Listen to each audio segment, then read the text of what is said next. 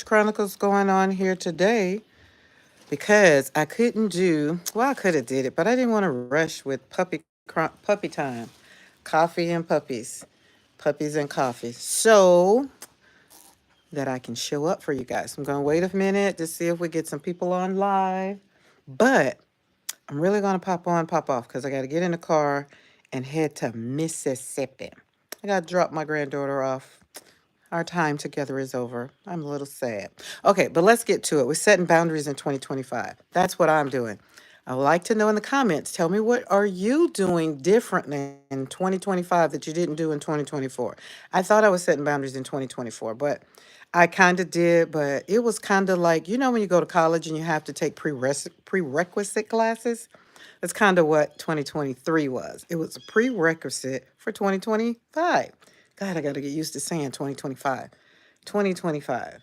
2025. Anyway, got my coffee. My word of the year I evolved into was change. I did not pick it, it picked me. So that means that it was meant for me. Now, going into 2025, what that means for me is I'm going to set boundaries that are for me first. And then as we add to the train, we're going to connect things that are going to support me in whatever I'm doing. So the boundary level or the boundary circle, I don't really want to call it a circle. See, we're still opening and unwrapping this little gift. Because boundaries, I know I won't be people pleasing in 2025. I will ask myself first and foremost, what do you want, Karen? And then if the answer doesn't fit whatever it is that I'm getting ready to do, then I'm kind of not going to do it. It depends on who it is and what it is. Work, definitely setting boundaries. All money ain't good money. And sometimes you don't need to make money when you're into doing some things. What I do is it ain't kind of, it's very fragile. I work with mothers. I help mothers navigate through life after the loss of a child in a manner, but more so mothers who have lost children to suicide, or who have lost children to murder or a tragic accident. Because my first daughter died by suicide, and my son was murdered. So for me, I've walked that journey. One, 17 years, and my son it's been 5 years. I know how to get up out of this chair after that kind of a loss. And not only the death, people think of, when you talk about grieving, they think about grief as being one of those things that, oh, I haven't lost anything. And I'm trying to let people know, really want you to know that grief is anything that makes your heart hurt, anything that brings tears to your eyes, anything that has you sitting in a corner crying. That could be a relationship, could be loss of a job, could be loss of a pet. It's not only for a human or loved one or something like that. Good morning, good morning, good morning. Welcome to Porch Chronicles this morning. We're talking about setting boundaries this morning. So we're gonna talk about what it means to really set a boundary.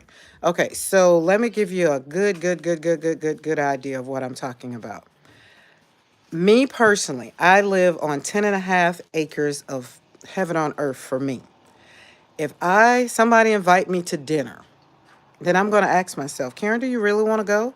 And then I'm going to put into some like, okay, who's going to be at the dinner? Where is the dinner? How long is the dinner going to be? I'm going to go down that whole gamut of things. And then if it comes to, well, that's too much for me, I don't want to leave the ranch, I get more peace and more joy sitting right here on the porch. I want to stay here, right? Then that's a boundary. I'm kind of setting the fence up, and we're going to put the spikes up. And that means, no, we're not going.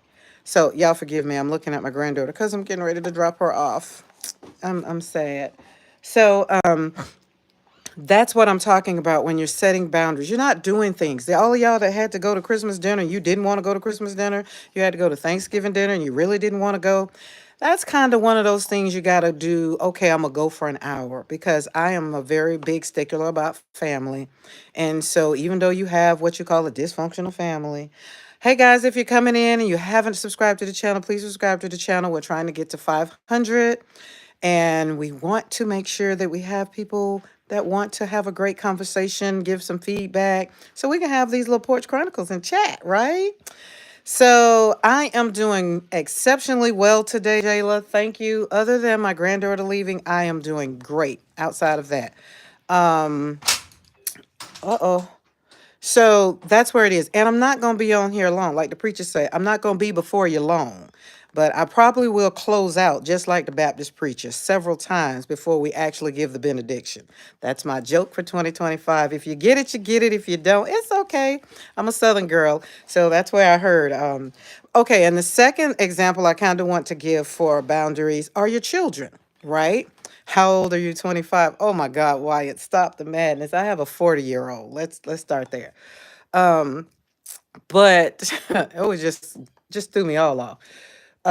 Your children, speaking of, is I have grown children, right? And all of my children, I'm the mother of 7 children. I have 14 grandchildren, Wyatt. So don't age me because of that. But um sometimes you have to put a boundary up for your children because when your children get a certain age, it's time to start really saying hard no, right?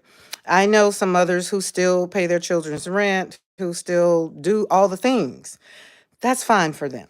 For me, I raised my children to be self sufficient. I raised them to understand that they can be entrepreneurs. I raised them to really grab hold to the world and just let it do whatever it needs to do in the sense of do what you need to do.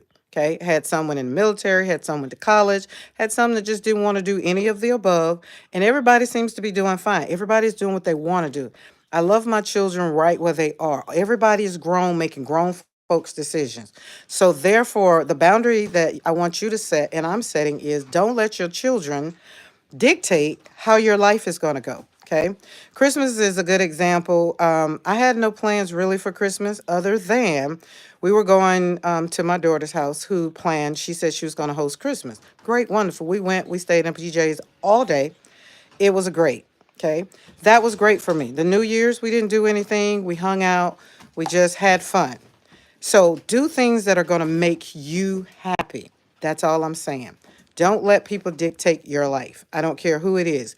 You have to take care of you because if you don't take care of you, then you end up being a little pissy person and you don't want people don't want to be around you. So in 2025, set these boundaries up so that no one for number 1 can penetrate them.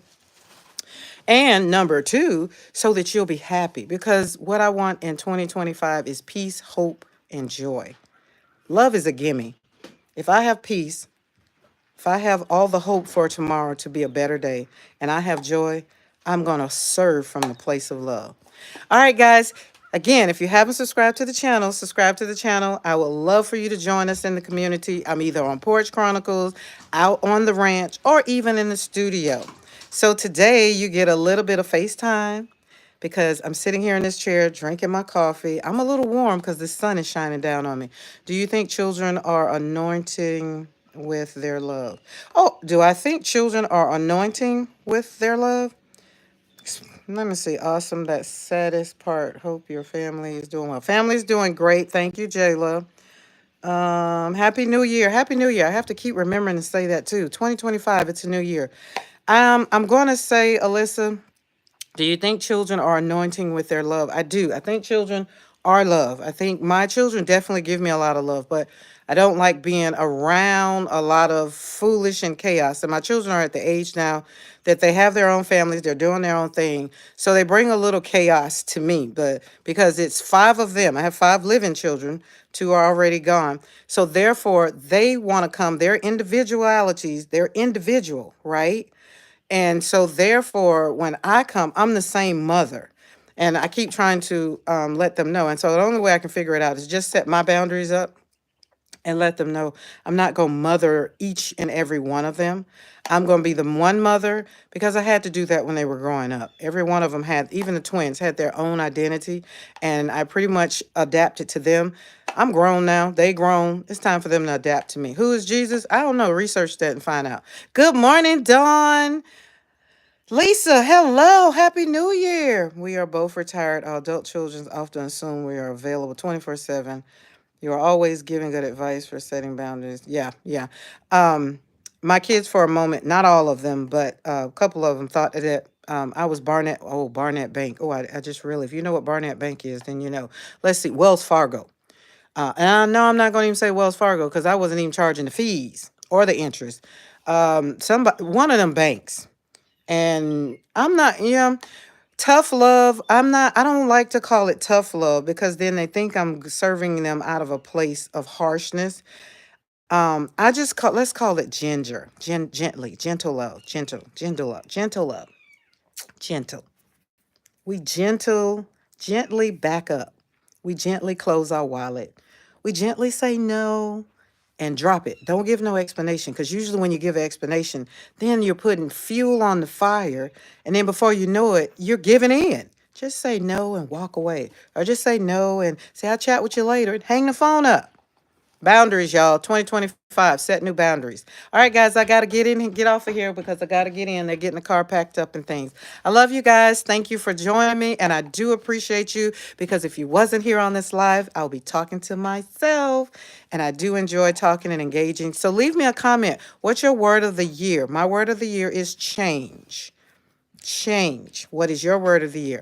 And again, if you haven't subscribed to the channel, please subscribe to the channel because we are trying to grow the channel and become a better person for me, you, and everyone involved. All right, guys, have a good day.